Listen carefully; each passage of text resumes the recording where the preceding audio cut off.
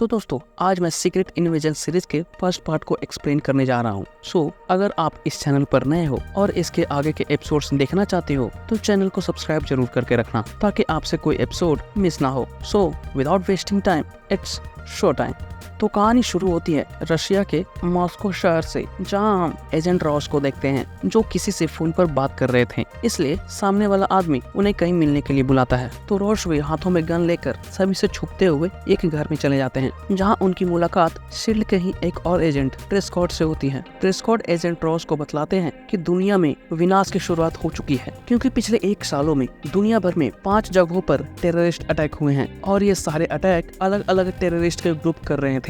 लेकिन रोज बोलते हैं ये तो नॉर्मल है, आए दिन टेररिस्ट अटैक होते ही रहते हैं, जिससे माहौल भी थोड़ा टेंशन भरा हो गया है। जिस पर प्रेस्कॉट का कहना था ये टेंशन जानबूझकर बनाई गई है, क्योंकि ये सारे हमलों के पीछे कोई इंसान नहीं बल्कि स्क्रल्स हैं, जिन्हें रहने के लिए अब पृथ्वी ही चाहिए थी। इसलिए अब वे लोग हजारों या लाखों की तादाद में पृथ्वी पर ही आकर बस गए थे, जिस वजह से अब उन्हें पहचानना भी मुश्किल है, क्योंकि स्क्रल्स के लोग पृथ्वी पर किसी का भी रूप ले सकते थे। दरअसल 30 साल पहले जब स्क्रल्स पृथ्वी पर आए थे तो कैरल डेनवर्स और निक फ्यूरी ने स्क्रल्स के लोगों को उनका नया ग्रह दिलवाने का वादा किया था। दोस्तों अब फ्यूरी ने ऐसा वादा क्यों किया था ये आप कैप्टन मार्वल मूवी में देखोगे तो समझ जाओगे। फिलहाल मैं उस मूवी का भी लिंक डिस्क्रिप्शन में डाल दूंगा, जिसे विजिट कर अब देख सकते हो। तो अब आते हैं स्टोरी पर। इधर फ्यूरी वादा करने के बाद वो खुद ही पृथ्वी से चले गए थे और सेवर स्पेस सेंटर में जाकर रहने लगे थे। इसलिए अब प्रेस्कॉट एजेंट फ्यूरी को पृथ्वी पर बुलाना चाह रहे थे,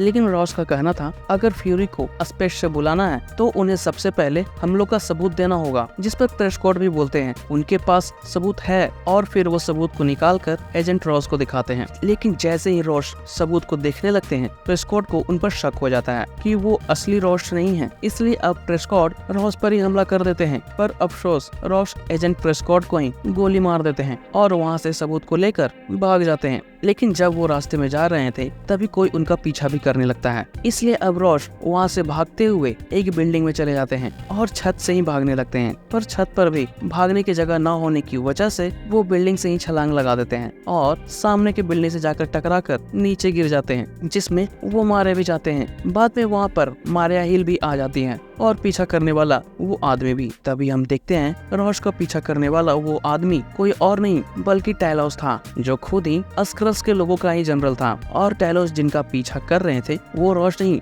बल्कि एक स्क्रल था, जो किसी और स्क्रल्स ग्रुप का मेंबर था। वैसे दोस्तों आपको बता दूं टैलोस निक फ्यूरी के बहुत ही अच्छे फ्रेंड है, इसलिए वो इन हमलों को रोकना चाह रहे थे। आगे अब देखते हैं अब फ्यूरी भी स्पेस से पृथ्वी पर वापस आते हैं, जिन्हें लेने मारिया भी वहाँ पहुँच जाती है। बाद में जब दोनों घर आते हैं तो फ्यूरी सबसे पहले टैलोस से ही मिलता है, जिससे फ्यूरी को पता चलता है स्क्रल्स को उनका घर ना मिलने की वजह से वे लोग गुस्सा हो गए थे, क्योंकि फ्यूरी और कैरल डेनवर्स दोनों ने उन्हें घर दिलाने का वादा किया था, पर अब दोनों ही गायब हो चुके थे, जिसकी वजह से स्क्रल्स के लोग भी बहुत ही गुस्सा थे। और उन्हीं में से एक स्क्रल था ग्रेविक, जो अब पृथ्वी पर ही अपना घर बसाने में लगा था। इसलिए वो दूसरे स्क्रल्स को भी उनके गुस्सों का फायदा उठाकर टीम बनाने लगता है। बाद में वो टैलोस को हटाकर खुद ही स्क्रल्स काउंसिल का जनरल भी बन गया था। वहीं जनरल बनने के बाद ग्रेविक की यही कोशिश थी कि वो किसी भी तरह से रशिया और अमेरिका के बीच जंग करा दे और इंसानों को आपस में ही लड़ा दे, जिसके लिए उसने कजाकिस्तान के खुफिया हथियारों के गोडाउन से हथियारों की भी चोरी करवाया है, क्योंकि अब ग्रेविक पृथ्वी से इंसानों का ही नामो निशान मिटा देना चाह रहा था। और इन्हीं सब कामों में ग्रेविक का साथ टैलोस की बेटी गाया भी दे रही थी। ये सभी बातें सुनकर फ्यूरी भी गुस्से में आ जाते हैं और रात को ही मॉस्को में वॉक पर निकल जाते हैं। लेकिन रास्ते में वॉक करते वक्त कुछ लोग वहाँ पर आकर फ्यूरी को ही किडनैप कर लेते हैं। इसके बाद जब फ्यूरी के फेस से मास्क हटाया जाता है तो उनके सामने सोनिया नाम की एक लेडी थी, जो किसी MI6 संस्था की हेड थी। वहीं फ्यूरी और सोनिया पहले से ही एक दूसरे को जानते भी थे। यहाँ पर आने के बाद सोनिया फ्यूरी से पृथ्वी पर आने का मकसद पूछता है, तो फ्यूरी उन्हें सारी बात बता देते हैं। पर फ्यूरी के पूछने पर सोनिया उन्हें कजाकिस्तान से चोरी हो गए हथियारों के बारे में कुछ भी नहीं बताती और उन्हें स्क्रल्स के पीछे भागने से मना करने लगती है, क्योंकि अब फ्यूरी ब्लिप के बाद पहले वाले फ्यूरी नहीं रहे थे। अगर वो पहले वाले फ्यूरी होते तो वो समझ जाते कि उन्हें कोई किडनैप करने आ रहा है, जिस पर फ्यूरी का कहना था वो जानबूझकर किडनैप हुए थे ताकि वो सोनिया से मिल सकें और उनके साथ दोस्ती कायम रख सकें। पर सोनिया फ्यूरी के साथ काम करने से मना कर देती है, इसलिए अब फ्यूरी भी जाते जाते वहाँ पर एक स्पाई कैमरा लगा देते हैं। आगे अब ग्रेविक के अड्डे पर देखते हैं जहाँ पर एक और स्क्रल उनकी टीम में शामिल होने आता है और गाया भी उसे अपने अड्डे पर लेकर चली जाती है जहाँ पर ऑलरेडी बहुत सारे स्क्रल्स और उनके बच्चे रह रहे थे। तभी हम वहाँ पर ग्रेविक को भी देखते हैं जो एक स्क्रल को वहीं पर किडनैप किए हुए एक अमेरिकन का फेस लेने बोलता है और उसकी सारी मेमोरी को एक मशीन के जरिए ट्रांसफर भी कर लेता है। आगे फ्यूरी को भी सोनिया के यहाँ लगाए कैमरे से पता चलता है सोनिया किसी बॉम्ब बनाने वाले के अड्डे पर रेड करने की बात कर रही थी, क्योंकि वे लोग बॉम्ब बनाकर ग्रेविक के लोगों को ही डिलीवर करने वाले थे। इसलिए अब फ्यूरी भी मारिया और टेलस को वहाँ जाने के लिए बोलते हैं। दूसरी तरफ एक आदमी भी ग्रेविस से मिलने आता है जो बताता है कि फ्यूरी अब पहले जैसे नहीं रहे हैं, तो अब उनसे घबराने की कोई जरूरत नहीं है, इसलिए अब वे लोग अगले दिन से अपना काम शुरू कर सकते हैं। जिसके बाद अब वो आदमी गाया को कुछ पैसे देकर 2 बैग्स की डिलीवरी लेने बोलता है और उसे सही सलामत अड्डे पर पहुंचाने भी बोलता है, क्योंकि उस बैग में बॉम्ब्स थे। इसलिए अब गाया भी वहां पहुंचने के बाद डीलर को पैसे देकर बॉम्ब की डिलीवरी भी ले लेती है। बाद में गाया जैसे ही दोनों बैग्स को लेकर वहां से निकलती है, फ्यूरी और टेलस उस आदमी के पास पहुंच जाते हैं जो अब कहीं जाने के लिए रेडी हो रहा था। इसलिए अब फ्यूरी भी उस जगह के बारे में पूछने लगते हैं जहाँ वो जाने वाला था, पर वो आदमी कुछ भी बताने को तैयार नहीं था। वहीं पूछताछ के दौरान टेलस को भी पता चलता है कि वो आदमी कोई इंसान नहीं बल्कि एक स्क्रल है। इसलिए अब टेलस उसे मारने लगता है और बॉम्ब्स के बारे में पूछने लगता है कि आखिर उसने बॉम्ब्स कहाँ लगाए हैं, पर वो स्क्रल अभी भी कुछ नहीं बता रहा था। इसलिए अब फ्यूरी भी उसे गोली मार देते हैं। दूसरी तरफ मारिया को भी गाया को देखकर उस पर शक हो जाता है, इसलिए अब वो गाया का ही पीछा करने लगती है। पीछा करते वक्त गाया को भी मारिया पर शक हो जाता है, इसलिए वो एक जगह पर जाकर मारिया से फाइट करने लगती है। इसके बाद गाया फिर से वहाँ से भाग जाती है, लेकिन तभी टेलस भी वहाँ पहुँच जाता है और गाया का पीछा करने लगता है। पर जब वो देखता है कि वो लड़की कोई और नहीं उसकी बेटी है, इसलिए वो उससे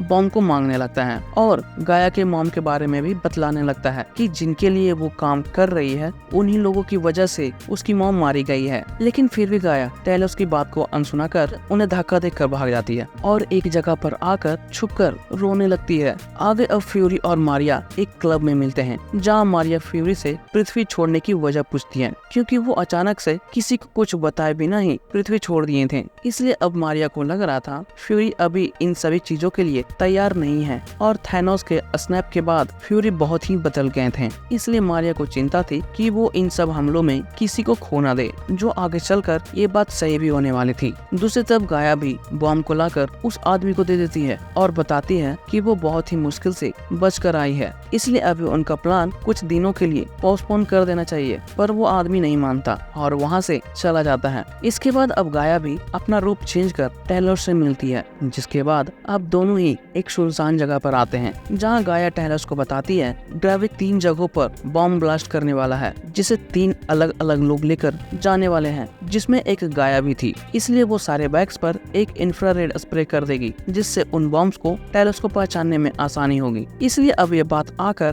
टेलस फ्यूरी और मारिया को भी बता देता है, जिसके बाद अब तीनों ही अगले दिन उस जगह पर भी आकर गाया के आने का इंतजार करने लगते हैं। तभी उनकी नजर गाया पर भी पड़ जाती है, जिसके पास इंफ्रारेड स्प्रे किया हुआ बैग भी था। पर तभी वो देखते हैं गाया ने वो बैग्स किसी और को दे दिए हैं। इसलिए अब मारिया और टेलस दोनों एक एक लोगों को फॉलो करने लगते हैं। वहीं फ्यूरी भी दूर से ही सभी पर नजर रखे हुए था। तभी फ्यूरी की नजर वहीं पर खड़ी एक बच्चे पर जाती है जो फ्यूरी को घूरे जा रहा था। इसके बाद वो वहाँ से जाने भी लगती है। ये देखकर अब फ्यूरी भी उसका पीछा करने लगते हैं। इसके बाद अब तीनों ही 3 लोगों को फॉलो करना शुरू कर देते हैं। वहीं फ्यूरी फॉलो करते वक्त देखता है वो बच्ची अब एक बूढ़े आदमी का रूप ले लेती है। कुछ दूर आगे जाने पर वो बूढ़ा भी एक लेडी का रूप ले लेता है। उसके बाद कुछ दूर जाने पर वो लेडी भी फाइनली ग्रेविक का रूप ले लेती है। तभी हम देखते हैं ग्रेविक के हाथ में एक रिमोट था। दूसरी तरफ उन दोनों को भी मारिया और टेलस पर शक हो जाता है, इसलिए वे दोनों ही बैग्स को वहीं पर छोड़कर भाग जाते हैं। जब मारिया और टैलोस बैग्स चेक करते हैं तो दोनों को पता चलता है उनके साथ धोखा हुआ है, क्योंकि दोनों ही बैग्स खाली थे। पर तभी ग्रेविक भी हाथ में लिए हुए रिमोट का बटन दबा देता है, जिस वजह से वहाँ पर एक जोर का धमाका होता है, वो भी 3 जगहों पर, और चारों तरफ अफरा तफरी मच जाती है। बाद में ग्रेविक फिर से इस बार फ्यूरी का रूप ले लेता है, और जब मारिया उसके पास आती है तो ग्रेविक मारिया को गोली मार देता है। लेकिन तभी वहाँ पर फ्यूरी भी आ जाते हैं, पर भीड़ की वजह से वो ग्रेविक को नहीं मार पाते। बाद में ग्रेविक भी वहाँ से भाग जाता है। इसके बाद जब फ्यूरी मारिया को देखते हैं तो वो मर चुकी थी, और फिर इसी के साथ ये एपिसोड भी खत्म हो जाती है। दोस्तों, उम्मीद करता हूँ एक्सप्लेनेशन पसंद आई होगी। अगर पसंद आई हो तो कमेंट कर जरूर बताना। मैं मिलता हूँ इसके अगले एपिसोड के साथ। जय हिंद।